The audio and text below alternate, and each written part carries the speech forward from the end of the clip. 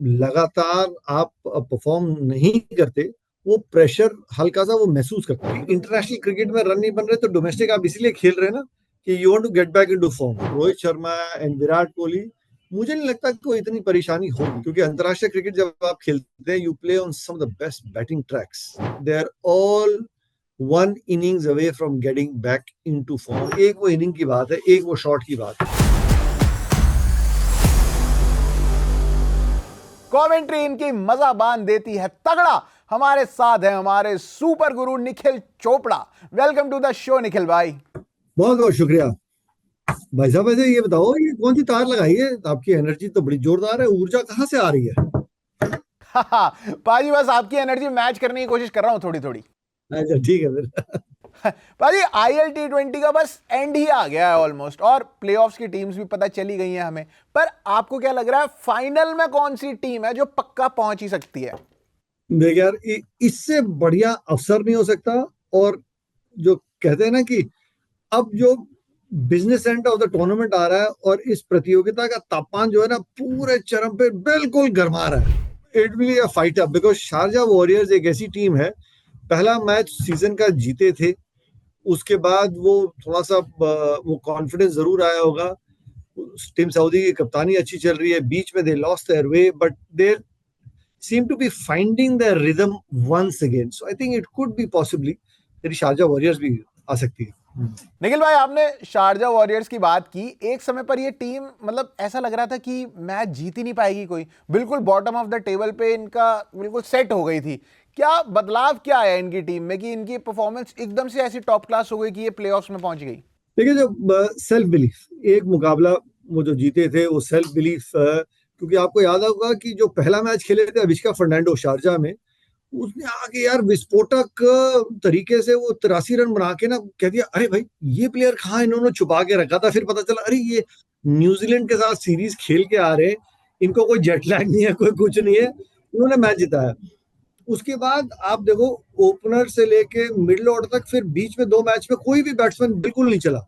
Then the batsman started finding their way once again. Wickets इतनी अच्छी हैं। I think golden मंत्र जो पुरानी कहावत भी है, कोई भी बैट्समैन एक 25-30 रन बनाता है, एक स्टार्ट मिलता है ना, उसको एक बड़े स्कोर में आपको तब्दील करना है, वो जिम्मेदारी लेनी बहुत जरूरी है। और वो मुझे लगता है धीरे धीरे वो विश्वास वापस नजर आ रहा है, क्योंकि पहले मैच में टीकेसी ने, टॉम कोल और कैडमोर ने 83 रन बना के मैच जिताया, अविष्का फर्नांडो ने मैच जिताए। फिर बीच में जब बाकी बैट्समैन नहीं चल रहे थे, जेसन रॉय के 2 अर्धशतक थे, तो हो क्या गया, बीच में आपके ऐसे बैट्समैन थी, पूरे मैच में एक ही बैट्समैन चल रहा है, एक इसमें चल रहा है, दूसरा मतलब दूसरे मैच में एक चल रहा है। अब धीरे धीरे चीजें कलेक्टिव हो रही है, क्योंकि अंत में देखिए, individual scores make a difference, लेकिन टीम को जिताने के लिए वो पार्टनरशिप, वो साझेदारी बहुत जरूरी है। भाजी, डेजर्ट वाइपर्स पहली टीम थी जो क्वालिफाई करी थी प्लेऑफ्स के लिए, और होते ही एमा एमिरेट्स ने बिल्कुल ही 150 रन वाली हार दे दी उनको, बहुत ही तगड़ी। मतलब कहीं थोड़ा सा ओवर कॉन्फिडेंस सा तो नहीं नजर आ रहा था आपको डेजर्ट वाइपर्स में? मेरे ख्याल में डेजर्ट वाइपर के ओवर कॉन्फिडेंस से ज्यादा वो जो माय एमिरेट्स 2 लगातार मैचेस हार के आ रही थी ना, उसकी उसका गुस्सा और उसकी भड़ास निकाली थी। क्योंकि याद है वो 11 रन वाला मैच, अंतिम ओवर में 11 रन चाहिए थे डिफेंड करने के लिए, हम सब बड़ा हैरान थे, सबने अपनी अपनी गणित लगा ली थी यार, लास्ट ओवर कौन डालेगा। सरप्राइजिंगली निकलेस पूरन ने एक राइट आर्म ऑफ स्पिनर के हाथ में ना बॉल थमा दिया। वकील हुसैन के ओवर बचे थे, शेफर्ड के ओवर बचे थे, और 10 नंबर के बैट्समैन को एक ऑफ स्पिनर मिल गया। तो फिर एक दो खिलाड़ियों से फिर बातचीत हुई माय एवरेट्स की, तो पता चला कि डैन मूजली इंग्लैंड में काउंटी में ये इनका रोल है कि अंतिम ओवर में ये बहुत अच्छा डेथ ओवर्स में बॉलिंग करते हैं। तो समझ में आया, फिर समझ में आया, अनुमान लगाया, यार वो जो पहली बॉल पे छक्का लगा था, नो बॉल पे वो जो वेस्ट हाई का फुल टॉस था, वो इसलिए हुआ था कि बॉल इतना गीला हो गया था। उस दिन शाम को अबू धाबी के मैदान में बहुत ओस थी। तो फिर वो मुझे लगता है वो 2 मैचेस हारने के बाद, वो कहते हैं ना हमारी क्रिकेट में कहावत है, बिल किसके नाम पे फटा था? तो वो डेजर्ट वाइपर्स के नाम पे फटा था। माइami 2 मैचेस हार के आ रही थी इसलिए। जी बाजी, ये बात तो हो गई ILT20 की, पर टीम इंडिया की भी थोड़ी सी बात कर लेते हैं, क्योंकि चैंपियंस ट्रॉफी आने वाली है और हमारे जितने भी स्टार प्लेयर्स हैं वो रणजी खेलने गए, पर जड्डू भाई और शुभमन गिल की सेंचुरी को छोड़ के किसी की भी परफॉर्मेंस जो थी ना वो बढ़िया सी नहीं रह पाई। क्या ये चिंता का विषय है? और मतलब उनकी मेंटल हेल्थ क्या होगी, मेंटल स्टेट क्या होगी कि डोमेस्टिक में भी परफॉर्म नहीं कर पा रहे, हम इंटरनेशनल में भी परफॉर्म कर नहीं पा रहे? क्या लग रहा है उनके बारे में? देखिए, फर्क तो पड़ता है किसी भी बैट्समैन के लिए, किसी भी बॉलर के लिए, क्योंकि लगातार आप परफॉर्म नहीं करते, वो प्रेशर हल्का सा वो महसूस करता है, because everybody wants to go out there and perform at their best. अब अंतर्राष्ट्रीय खिलाड़ी, इतने बड़े बड़े खिलाड़ी जब डोमेस्टिक क्रिकेट खेल रहे हैं, तो आप उनसे अनुमान लगाते हैं कि यार ये बैट्समैन है, ये शतक लगाएगा, 60-70 रन बनाएगा। क्योंकि इंटरनेशनल क्रिकेट में रन नहीं बन रहे, तो डोमेस्टिक आप इसीलिए खेल रहे हैं ना, कि you want to get back into form. और आप अंतर्राष्ट्रीय क्रिकेट 15-17 साल से खेल रहे हैं, so there is a difference between international level and domestic level. But कई बार होता क्या है कि कई बार जो विकेटें होती है ना, that sometimes don't suit you. But because you are talking about Rohit Sharma and Virat Kohli, मुझे नहीं लगता कि कोई इतनी परेशानी होगी, या ऋषभ पंत, क्योंकि उससे पहले भी वो एक सीरीज है। You look at the glass half full, that the worst is past them and the best is to come.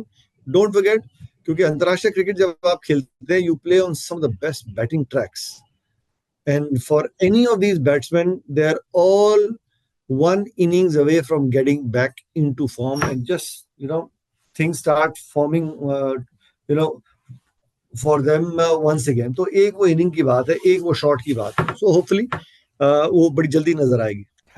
जी बाजी, मैं तो चाहता हूं कि सारी सेंचुरी मार दे इंग्लैंड के खिलाफ ODI सीरीज में, पर जो T20 सीरीज अभी इंडिया ने जीती, हमने देखा एक भी मैच में अर्शदीप और शमी को साथ में नहीं खिलाया गया। ये क्या सही मूव थी? ऐसा क्यों किया है टीम इंडिया ने?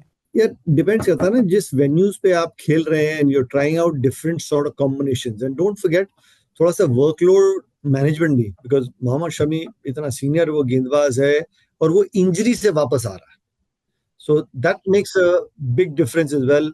अर्शदीप, वी ऑल नो जिस तरीके से उनकी रैंकिंग्स ICC में बढ़ती चली जा रही है, बिल्कुल टॉप पे चल रहे हैं, गेंद को दोनों तरफ स्विंग कराते हैं, नया बॉल, पुराना बॉल, डेथ में बहुत अच्छे slower ball, yorkers, he got great control. So may be सिर्फ वो कॉम्बिनेशंस ट्राई कर रहे हैं, and the best combination wicket देखने के बाद ये भी बिल्कुल हो सकता है कि दोनों को खेलने का अवसर मिले। So it's just about trying out different things. Gautam गंभीर इस समय प्रयोग के मूड में चल रहे हैं कि भाई मेरे 11 में कौन सा मेरा बॉलिंग कॉम्बिनेशन जो है ना वो ठीक बैठेगा। So maybe just trying out different things. वो वो वो आता भी तो शाहरुख की पुरानी टीम से है ना, तो एक आधा सीरीज हार गई तो वो आपको घूम के किसी दिन भी मीडिया में कह देगा पिक्चर अभी बाकी है। जी, एक आध सीरीज से तो फर्क नहीं पड़ेगा गौतम गंभीर को भी और ना ही इंडियन फैंस को, लेकिन जिससे फर्क पड़ रहा है अच्छा वाला, वो है तिलक वर्मा। क्या तगड़ी पारियां खेल रहे हैं निखिल भाई ये तिलक वर्मा। क्या लग रहा है, अगले मिस्टर डिपेंडेबल लग रहे हैं आपको ये? यार कोई दो राय नहीं है। आई एम ग्लैड आपने वो मिस्टर डिपेंडेबल का शब्द इस्तेमाल किया, नहीं तो we tend to start comparing players, तो वो कंपैरिजन ना करके मिस्टर डिपेंडेबल। और मिस्टर डिपेंडेबल आप क्यों कह रहे हैं? क्योंकि उस खिलाड़ी में ना वो मैच्योरिटी है, वो भूख नजर आती है यार कि 20-25 रन मैं बनाता हूँ, मैंने ना मेरी भूख इससे सेटिस्फाई नहीं हो रही, मैंने तो मैच जिताना। So he is been able to absorb that sort of responsibility. एक टीम में 5-6 बैट्समैन खेल रहे हैं, यार आज मेरा दिन है, मैंने यहां से ना मैच जिताना है। So that's a good way of going forward, and good way of thinking for a batsman कि अब यार अपने लिए रन नहीं बनाना, मैंने जो है ना टीम को जिताना है, तो वो जिम्मेदारी अलग है। So that is Tilak Varma for you, and I hope he keeps on getting runs consistently. जी, तिलक वर्मा तो ऑल फॉर्मेट प्लेयर लग रहे हैं, पर जो T20 के स्पेशलिस्ट हैं हमारे कप्तान साहब सूर्य कुमार यादव, उनका बल्ला शांत है पिछले 10-12 मैचेस से। कई कैप्टनसी का प्रेशर तो नहीं ले रहे हैं वो बहुत ज्यादा? देखिए, सूर्य कुमार यादव कप्तान कैसे बना? वही शॉट्स खेल खेल के, उनको सक्सेसफुली एग्जीक्यूट करके, वो एक एक साल में 1000 रन बनाए सूर्य कुमार यादव ने 180 के स्ट्राइक रेट से, यार वो मैचेस जिताता चले गया। उनके इर्द गिर्द जो भी बैट्समैन बैटिंग कर रहा था, उनको कुछ करने की जरूरत ही नहीं थी, सारा प्रेशर उन्होंने उनके ऊपर से हटा के वो मैचेस जिता रहा था। Surya Kumar Yadav because of the kind of shots that he played. And अगर वो एक कन्वेंशनल तरीके से खेलने लग जाएंगे ना, सो तो फिर वो वैसे ही नहीं रन बना पाएंगे। इट्स लाइक वो मछली को पानी से निकाल दो ना, वो वैसे ही आप उसका अनुमान नहीं लगा सकते। सो वो उनको वैसे ही खेलने दीजिए। हाँ, ये फर्क जरूर है कि एक टीम में आप 5 या 6 बैट्समैन खिलाते हैं, 6 के 6 तो कभी रन नहीं बनाते, बट उन 6 में से 1 या 2 जब रन बनाता है तो वो मैचेस कौन कितने जिता पा रहा है, that makes a difference. And जिस तरीके से बैट्समैन आउट हो रहा है, पता चलता है कि एक बैट्समैन वो अच्छे फॉर्म में चल रहा है या वो खराब दिन चल रहे हैं। विकेट टेकिंग डिलीवरी पे आउट हुआ या बॉल ढूंढ रहा है, बॉल पैड पे लग रही है, कॉर्ड पे हो रहा है, क्लीन बोल्ड हो रहा है, या वो शॉट्स खेल के आउट हो रहा है, कवर्स में आउट हुआ, मिड ऑफ के ऊपर आउट हुआ, डीप स्क्वायर लेग पे आउट हुआ। So he is looking to play shots but is not been able to find the gaps. दो अलग चीजें हैं। So I won't be too worried about Surya Kumar Yadav. I know कि he'll be back getting runs and he'll be looking to win many more matches, क्योंकि बहुत मेहनत की है उसने और बहुत समय कंसिस्टेंटली रन बनाने के बाद ना उसको कप्तानी मिली है। और वो एक ऐसा कप्तान है जिसको पूरे ड्रेसिंग रूम की इज्जत है, वो इज्जत के साथ कमा के वो कप्तान बन के आया है, तो बड़ा फर्क रहता है। तो सूरज को चमकने से कोई रोक सकता है? नहीं, कुछ जब देखो कुछ समय के लिए वो कहते नहीं, हम सूर्य ग्रहण लगा हुआ है, वो छुपा हुआ है, अभी निकलेगा। जी, हम तो चाहते हैं कि जल्दी से वो ग्रहण हटे और डिस्ट्रक्टिव सूर्या वाली जो बैटिंग होती है ना वो नजर आए। Thank you so much Nikhil भाई हमारे साथ जुड़ने के लिए और ILT20 और टीम इंडिया पे हमें इतने सारे इनसाइट्स देने के लिए। Done brother, okay. वेल, ये थे क्रिकेट के सुपर गुरु निखिल चोपड़ा हमारे साथ, और ऐसे ही DP वर्ल्ड ILT20 पर एक्सक्लूसिव कंटेंट मिलता रहेगा आपको जी स्विच पर। तो सब्सक्राइब करो जी स्विच को on YouTube, Instagram and Facebook।